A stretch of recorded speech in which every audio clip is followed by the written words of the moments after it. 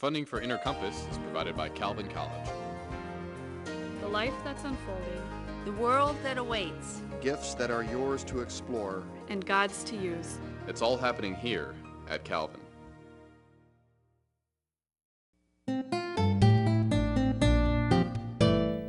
Welcome to Inner Compass. I'm Shirley Hoogstra. We have the words "In God We Trust" on our bills and coins, and we say "One Nation Under God" in our Pledge of Allegiance. We also have chaplains in Congress, but why isn't prayer allowed in public meetings anymore? Is this a disaster or a move in the right direction? Today's guest will help us think through the history and how we can better understand where we are right now. Join us on Inner Compass. From the campus of Calvin College, this is Inner Compass, exploring how people use faith and ethics to guide them through critical issues of today. My guest today is Judge Michael McConnell, a circuit judge with the U.S. Court of Appeals, appointed to the 10th Circuit by President Bush in 2002, widely recognized as an expert in the areas of church-state relations and First Amendment. Judge McConnell has taught at Harvard, Stanford, and Chicago, and is currently a part-time law professor at the University of Utah, S.J. Quinney College of Law. Welcome, Judge McConnell. Thank you very much. Topic of First Amendment, huge. It's complicated, but we read a lot about it in the newspaper, and it seems to affect our everyday life. So we have the Establishment Clause and we have the Free Exercise Clause. How do they work together? Well, that's a great question, because in the First Amendment, they're one sentence. Congress shall make no law respecting an establishment of religion or prohibiting the free exercise thereof. And in the history, both halves of that were supported by the same people. Interestingly, the founders thought they were both important. They were both important and a unit. And it's not as if you had the secular side supporting one and the religious side supporting the other. They were largely championed by the most evangelically fervent Americans, and especially the Baptists were the most important supporters of the religion clauses. They were trying to right a wrong, weren't they? They were trying to establish something that they didn't want to see repeated from where they had come from. Well, they were very much not only where they came from, but where they were living, because prior to the American Revolution, the Church of England was established by law in every state south of Pennsylvania, and sort of established in New York So we as had well. an established religion here in our early years. That's right, and we also had a kind of an establishment in all of the New England states other than Rhode Island, a different kind of an establishment in which every town had authority to choose for itself which minister and therefore what denomination would be the established religion. So at the time of the Constitution, they were going against somewhat of the grain of the time. That's very much so. How did they pull that off? Well, the Baptists were especially committed to this because they had a particular understanding of the religious life, and that they believed that each individual had a direct contact to the divine through reading Scripture, through prayer. They did not believe that their spiritual lives, health and well-being were determined by institutions, but rather through direct personal encounter with Christ. And so for them, the established church was not only useless, it was actually a kind of idolatry, because it got in the way. It assumed a kind of authority that they believed only the Scripture should have. So they wanted freedom to choose something else. And under that practice where you had a city mandated church or a state mandated church, was it impossible then to set up your own religious practices? Well, it varied. In England at the time, it was still not permitted for anyone outside a certain range of dissent. There were actually 4 Protestant denominations that were allowed to have dissenting churches outside of the establishment. But Judaism, you could not have open preaching for Jews, for Catholics, for Unitarians, let alone anything else, right, which was scarcely heard of right, at the time. In America, things were much more tolerant, in that although there was an established church, for the most part, they recognized the right of dissenters to form their own churches, so long as they were privately funded. Even that, though, in Virginia, right up until 1776, right on the eve of the Revolution, you still had to get a license to be a minister in a church, and they denied licenses to itinerant preachers. Most of the Baptist preachers did not have fixed churches. They traveled from place to place, and therefore they did not have licenses. They preached anyway, and sort of at their peril? At their peril. So in 1774, just before the Revolution, there were actually 6 Baptist ministers in jail in the county next to James Madison's county. Wow. And his first recorded message about religion or about religious freedom was a letter that he wrote to a friend of his complaining about having seen these Baptist ministers who were in jail for preaching the gospel. And shouldn't have been, in his mind. Should not have been.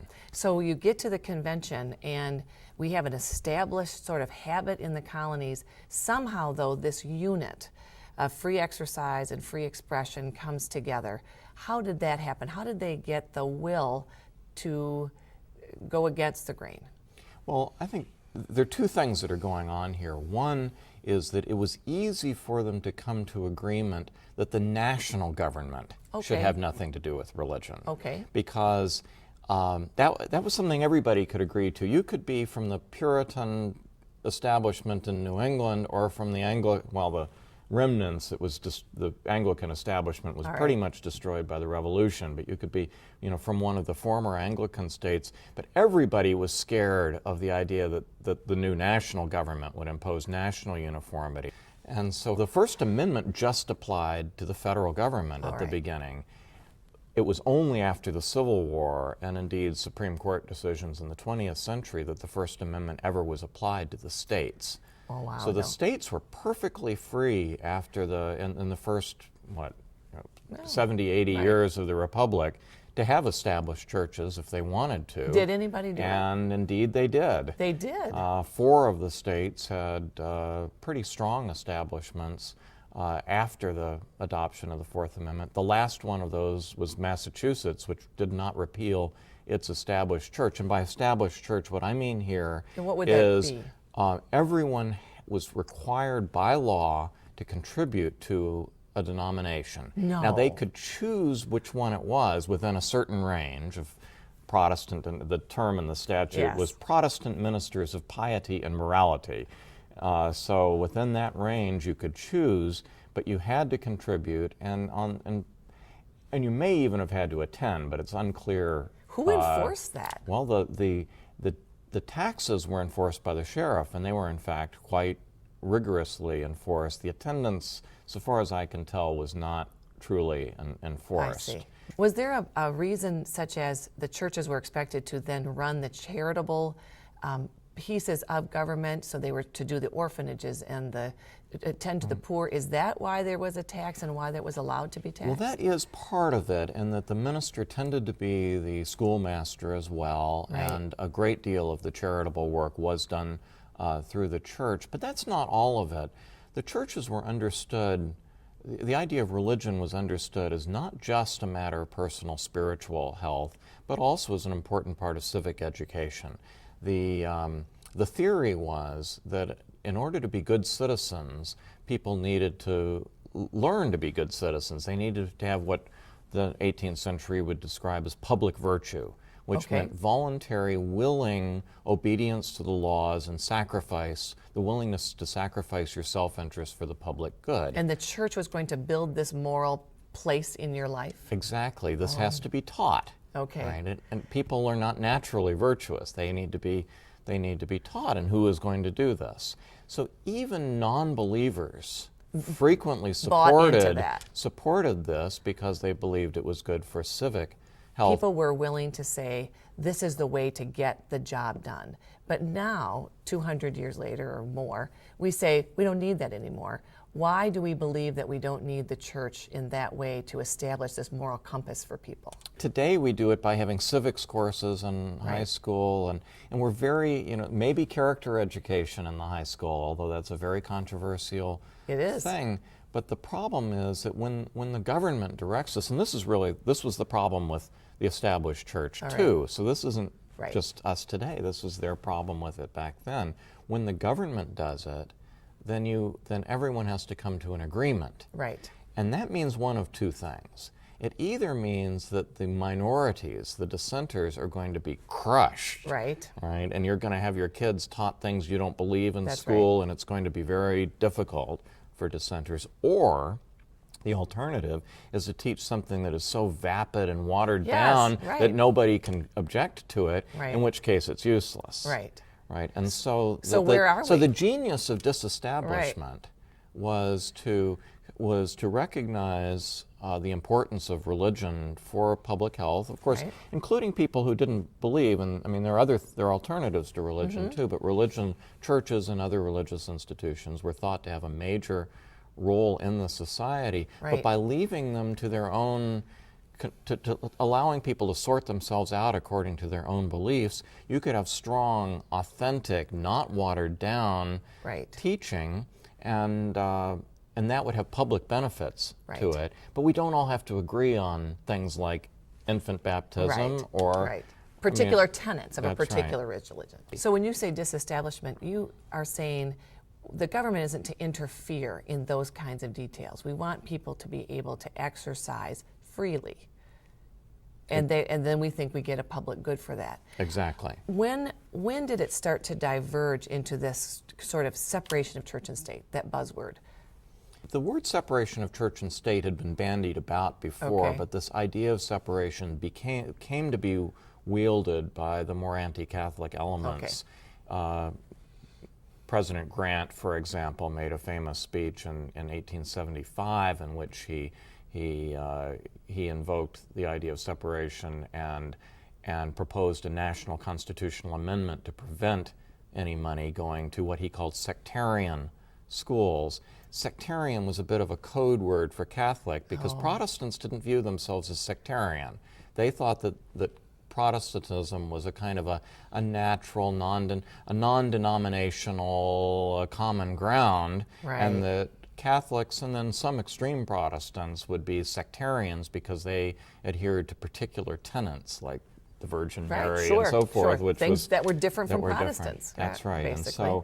And so he proposed this national amendment, and over half of the states adopted state constitutional amendments using similar language and prohibiting aid to Catholic schools. Were The there United States Supreme Court Yes. did not get into this business until the very first United States Supreme Court case holding it unconstitutional to give money or any kind of aid to religious schools was 1971. Wow. Think how recent that That's is. about 35 years. That's right. There was none before that.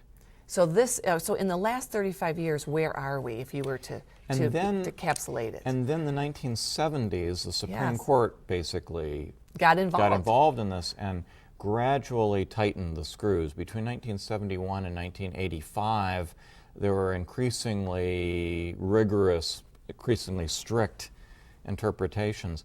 By the way, I think there's an explanation for this that has nothing Right. to do with the religion clauses.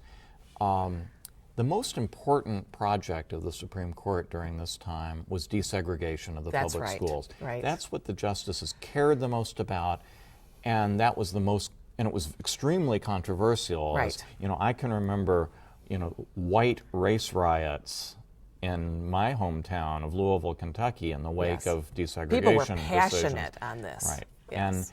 And the Supreme Court cared a great deal about it, and private schools were viewed as an escape hatch For desegregation. from desegregation. Right. And so And when you say private, are you thinking both private religious and private both, both? but there are many more Private religious religious, yes, schools. right. And so Right. the very first year in which the Supreme Court ordered mandatory busing for desegregation Right. purposes was 1971. Oh. Is there a coincidence that 1971 is also the first year in which they held that giving aid to private schools, religious schools, was unconstitutional? Oh, so this is very interesting. Let's just pause here to think about this important cultural shift that's happening. The Supreme Court is actually tying a goal that they hope will be accomplished to this religious aspect and then also the educational aspect. Exactly. And the plaintiff in that Establishment Clause case The First against Amendment using one, yeah, money, right. whose name was Alton Lemon, was actually the head of the NAACP in Pennsylvania. Oh. And so far as I can tell, he cared about this not because he really had any particular interest in separation of Right. church and state, but specifically because of its Desegregation. And then in 1973 was the first year that the Supreme Court extended mandatory busing to outside of the South. Okay, And in the very same volume of United States reports, right, which are the is- Supreme Court that's reports. the Supreme Court reports, very same volume is the Supreme Court opinion that really put the kibosh on aid to Catholic schools, which is the Nyquist decision. Oh, And what's more, the justices who supported mandatory busing also voted to hold Stop. aid to religious schools unconstitutional, and vice versa. So But I think that although there's no direct doctrinal or legal connection between these things, I think a lot of the motivating force Right. for the strict separationism of the 70s and early 80s was it came out of desegregation. right. It was a collision of two sort of important threads that were coming together at the same time. Exactly. Now, let's just jump to school prayer. Because may I yes. just make one more? Yes, sure. Because things have changed since then. Yes, exactly.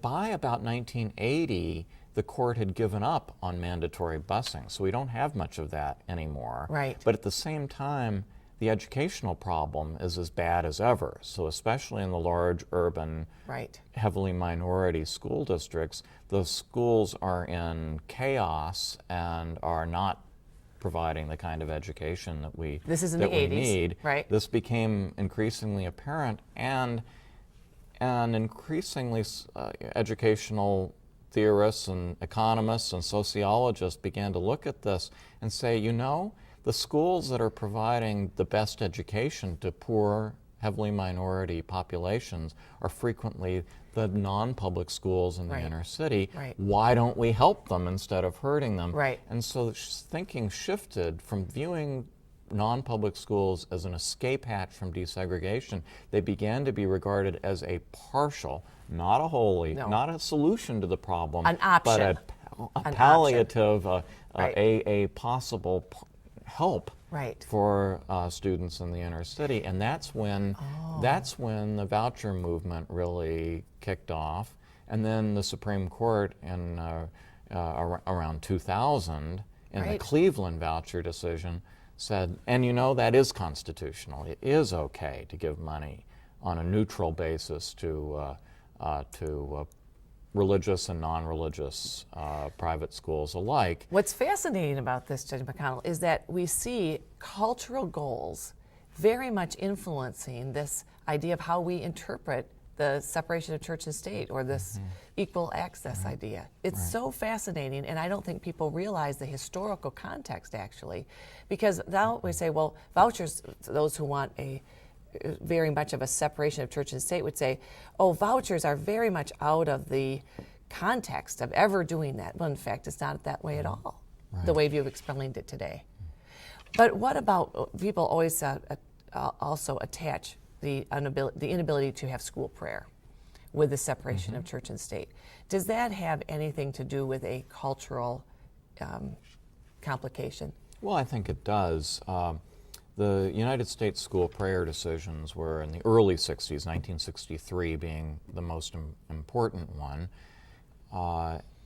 That's fairly late in our history. Yes, it is. But I think part of what led up to the school prayer decision in 1963 was the increasing religious diversity. Sure, of a nation. If you have either homogeneity or at least friendly cooperation, school prayer doesn't seem that much of a problem. Right. The first school prayer case that came out of New York, Engel versus Vitale, and the prayer involved in that was written by, I believe it was in the 1940s, by a committee made up of clergy from Catholic, Protestant, and Jewish So it's very denominations. And the prayer interdenominational. is, I wish I had it memorized, it is very watered down. Okay. It is. It shouldn't have been is offensive. Pretty contentless. Okay. And that was the prayer that was up. But anyway, that when people become, when you have increasing religious diversity, even a prayer that pleases Catholics, Jews, and Protestants in the 1940s becomes problematic when you have Hindus and Muslims Sure. in the room. It's It the held message beliefs. that it gives is that the appropriate religion, it inculcates a type of religion, and the religion is a kind of a, watered down common denominator sort of. No distinctives. That's right. Right. And speaking now as a parent rather than as a jurist or a scholar, that's not the kind of religious education I want. I would for my rather have children. nothing so that I could do something in my home or church that was more appropriate. And so I think that a lot of the I think the permanence, the durability of that school prayer decision has a lot to do with this. And I think a lot of seriously religious people think, oh, well, school prayer, that would be a good thing. But I've talked to many groups about this, and when people really think about school prayer, Right. it's not a good idea. So should Congress press for a different model of equal treatment? Well, Congress has actually done a good deal to help in this So they area have already. sort of remediated what they might have thought was some judicial Yes, action. one of the key moves here took place in the 1980s. It had to do with voluntary student religious clubs. Yes.